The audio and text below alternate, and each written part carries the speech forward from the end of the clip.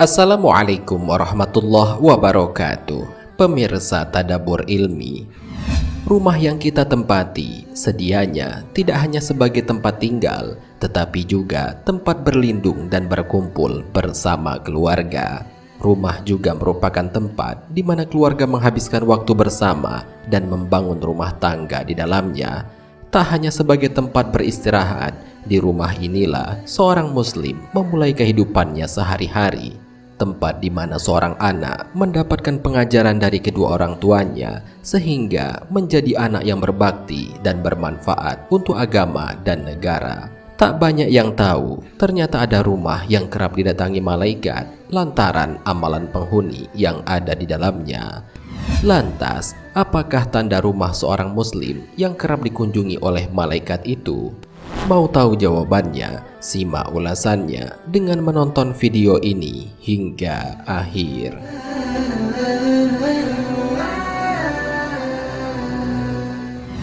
Sebelum lanjut, bagi kalian yang belum subscribe, silahkan untuk menekan tombol subscribe terlebih dahulu. Aktifkan lonceng notifikasinya. Bagikan video ini kepada teman-teman kalian agar semakin banyak orang yang mendapatkan manfaat dari channel ini.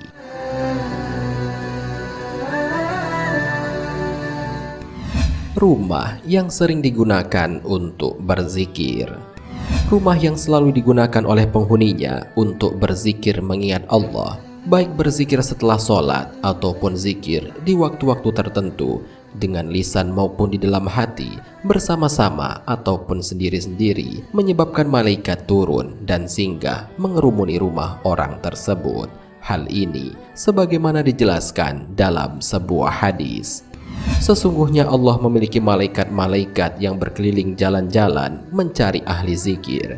Jika mereka menemukan satu kaum yang sedang mengingat Allah, mereka berseru, "Marilah kalian menuju kebutuhan kalian." Rasulullah Shallallahu Alaihi Wasallam berkata, lalu para malaikat itu mengelilingi mereka dengan sayap-sayapnya sampai ke langit dunia. Kemudian Rob mereka bertanya kepada mereka, "Apa yang dikatakan hamba-hambaku?" Para malaikat berkata, "Mereka bertasbih memahasucikanmu, bertakbir mengagungkanmu, bertahmid memujimu, dan memuliakanmu." Lalu Allah Subhanahu wa Ta'ala berkata, "Apakah mereka melihatku?" Mereka menjawab, "Tidak, demi Allah, mereka tidak melihatmu." Allah berkata, "Bagaimana seandainya mereka melihatku?" Mereka menjawab, "Seandainya mereka melihatmu, pasti mereka sangat bersungguh-sungguh beribadah kepadamu, sangat bersungguh-sungguh memuliakanmu, dan lebih banyak bertasbih kepadamu." Rasulullah Shallallahu Alaihi Wasallam melanjutkan, Allah berkata, "Lalu apa yang mereka minta kepadaku?" Mereka menjawab, "Mereka meminta surga kepadamu." Allah berkata, "Apakah mereka melihat surga?" Mereka menjawab, "Tidak, demi Allah, wahai Rabb, mereka tidak melihatnya." Allah Subhanahu wa Ta'ala berkata, "Bagaimana seandainya mereka melihatnya?"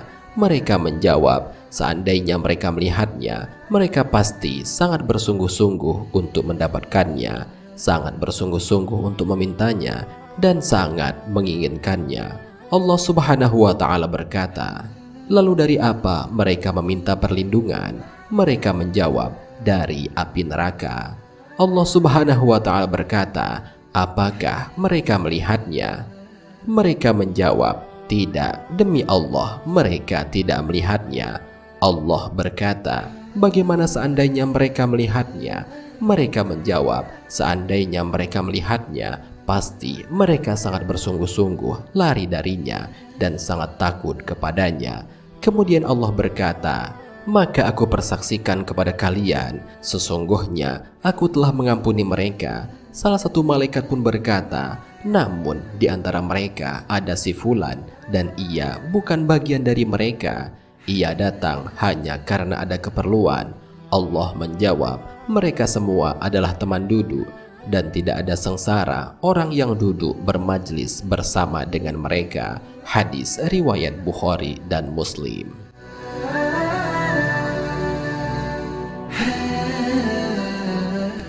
Rumah yang kerap dibacakan ayat-ayat Al-Quran.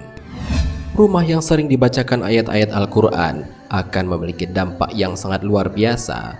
Al-Quran membuat efek rumah terasa lebih luas, walaupun mungkin rumahnya itu kecil. Salah satu faktor yang mempengaruhi luas atau sempitnya rumah adalah perasaan. Ketika orang merasa nyaman, walaupun sempit, akan terasa luas. Perasaan ada di dalam hati, dan hati dikuasai oleh Allah. Sehingga orang-orang yang hidupnya berada di rumah-rumah yang mungkin sangat sederhana, ketika ia rajin membaca Al-Quran, maka rumahnya akan terasa luas.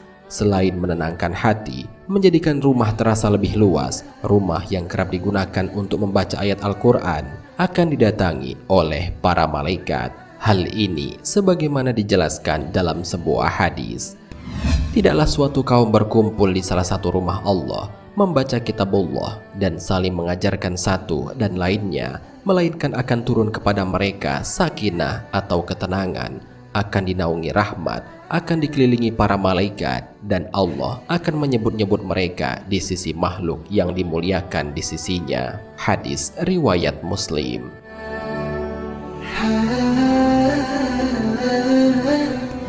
Rumah yang pemiliknya selalu menjaga sholat. Pada dasarnya, setiap malaikat silih berganti bertugas mengiringi manusia di waktu malam dan siang. Setiap hari mereka melaporkan keadaan manusia kepada Allah Azza wa Jalla. Maka sangat beruntung orang-orang yang menjaga kedua waktu tersebut. Waktu di mana amal setiap hamba dilaporkan kepada Allah, waktu itu adalah waktu subuh dan asar. Hal ini sebagaimana dijelaskan dalam sebuah hadis. Di tengah-tengah kalian ada malaikat yang silih berganti, bertugas mengiringi kalian di waktu malam dan siang hari. Mereka bertemu ketika waktu sholat asar dan waktu sholat subuh. Mereka yang mengawasi kalian di malam hari naik ke langit. Lantas Allah bertanya kepada mereka, "Bagaimana kalian tinggalkan hamba-hambaku?" Para malaikat menjawab, "Kami tinggalkan mereka sedang mereka tengah mendirikan sholat, dan kami datangi mereka sedang mereka mendirikan sholat." Hadis riwayat Al-Bukhari.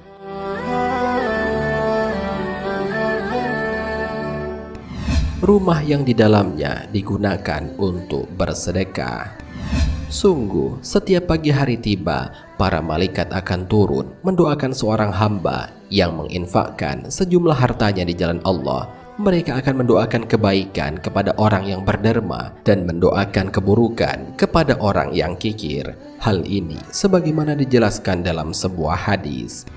Tidak ada satu subuh pun yang dialami hamba-hamba Allah kecuali turun kepada mereka dua malaikat. Salah satu di antara keduanya berdoa, "Ya Allah, berilah ganti bagi orang yang berinfak." Sedangkan yang satunya lagi berdoa, "Ya Allah, berilah kerusakan bagi orang yang menahan hartanya." Hadis riwayat Bukhari dan Muslim.